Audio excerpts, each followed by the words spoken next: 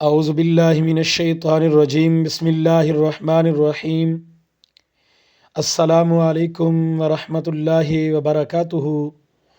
Islamic YouTube channel پہ خوش آمدید دوستو۔ اگر آپ پہلی مرتبہ میرے چینل پہ آ رہے ہیں تو سب سے پہلے سبسکرائب کر دیں۔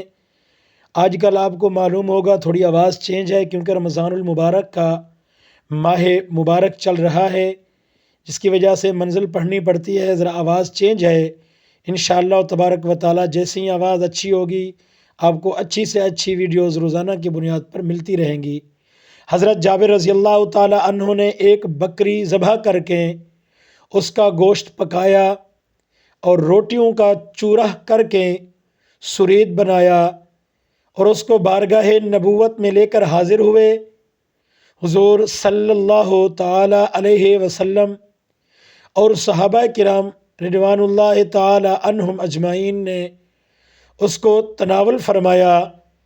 جب سب لوگ کھانے سے فارغ ہو گئے تو حضور رحمت عالم صلی اللہ تعالی علیہ وآلہ وسلم نے تمام ہڈیوں کو ایک برتن میں جمع فرمایا اور ان ہڈیوں پر اپنا دست مبارک رکھ کر کچھ کلمات ارشاد فرما دیے تو یہ معجزہ ظاہر ہوا کہ وہ بکری زندہ ہو کر دوبارہ کھڑی ہو گئی اور اپنی دم ہلانے لگی۔ پھر آپ صلی اللہ علیہ وسلم نے فرمایا کہ اے جابر، تم اپنی بکری اپنے گھر لے جاؤ۔ چنانچہ حضرت جابر رضی اللہ تعالی عنہ نے جب اس بکری کو لے کر مکان میں داخل ہوئے تو ان کی بیوی نے حیران ہو کر پوچھا کہ یہ بکری کہاں سے آ گئی ہے؟ تو حضرت جابر رضی اللہ تعالی عنہ نے کہا کہ ہم نے اپنی اس بکری کو رسول اللہ صلی اللہ تعالی علیہ وآلہ وسلم کے لیے ذبح کیا تھا۔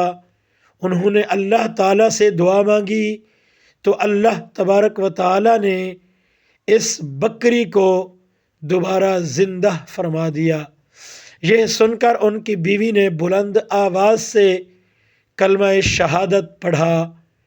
اس حدیث کو جلیل القدر محدث ابو نعیم نے روایت کیا اور مشہور حافظ الحدیث محمد بن المنظر نے بھی اس کو کتاب العجائب والغرائب میں نقل فرمایا۔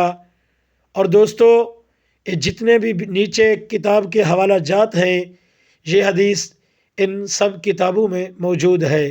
دیکھیے میرے آقا کریم صلی اللہ علیہ وآلہ وسلم کا معجزہ، جو بکری کو سب صحابہ کرام اور آقا کریم صلی اللہ علیہ وسلم تناول فرما چکے تھے، ان کی ہڈیوں پر آقا کریم کی دست لعاب مبارک لگی تو اللہ تبارک و تعالیٰ نے اس ہڈیوں سے اس بکری کو دوبارہ زندہ فرما دیا۔ کیا ہی بات ہے، سبحان اللہ۔